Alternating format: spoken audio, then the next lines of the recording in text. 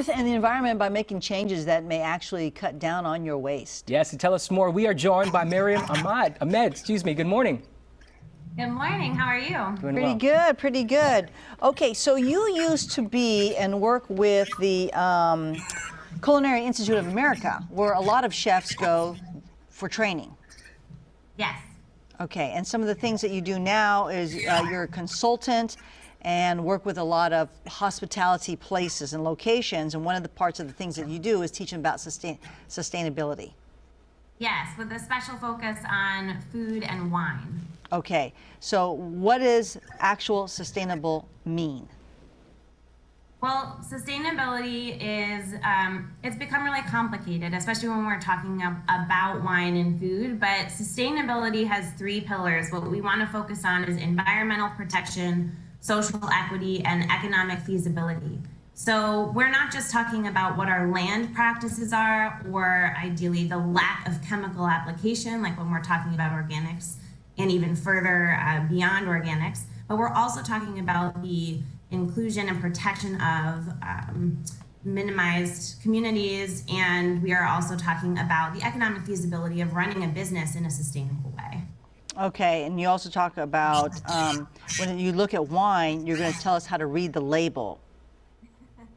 Yes, so it's like I said, it's become very confusing for folks, and organic wines are a really great place to start. Organic simply means that there have been no synthetic fertilizers or chemicals used in the process of growing the grapes and ideally in making the wine. Okay. So that's your baseline. There are further certifications like a biodynamic certification, which you can see on a label. But today I wanted to just highlight some of the sustainability certifications that folks can look out for when they're shopping or when they're planning maybe an upcoming visit now that the weather is getting a little bit better, especially here in the Napa Valley. Okay, go ahead. Do you have a label to read that we can see? Of course, I do. So one really great example here in the Napa Valley is the Trefethen family. They have been estate grown for a long time. I'm going to hold the label up really quickly and closely to the camera because I know the lighting's there. Okay.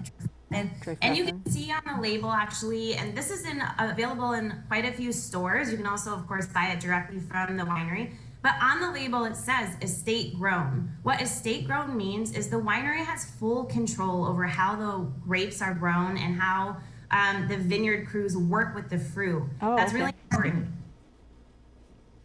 Okay. So, Trefethen, for example, utilizes their vineyard crew year-round. They make all the choices pursuant to healthy soil, to the quality of the wine, with the entire ecosystem in mind. That's their approach to the winemaking. So we should look for that on the label. Yes, so estate grown here, and then on the back of the label, you can actually see that Trefethen says family owned and sustainably farmed.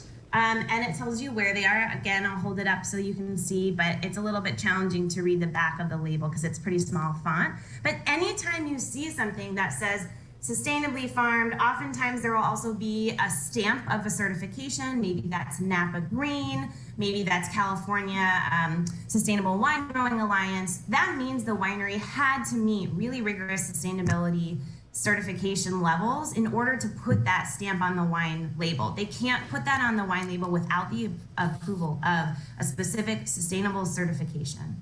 Okay, very good, very good. Anything else you'd like to add? Because I know Earth Day is Thursday, so happy Earth Day, pre-Earth Day. Yes. I would just love to add that I think when it comes to food and wine, we forget how much power we have. We have so much power to continue these sustainability efforts beyond what we see on the shelf. When we buy sustainable products or support organic farming, we are then creating a perpetual system in that those sustainable efforts can continue.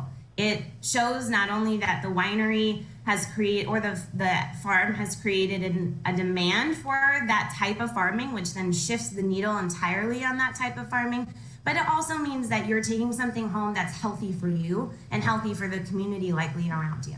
All right, sounds good. Thank you so much, Miriam. Yes, wonderful. Thank you.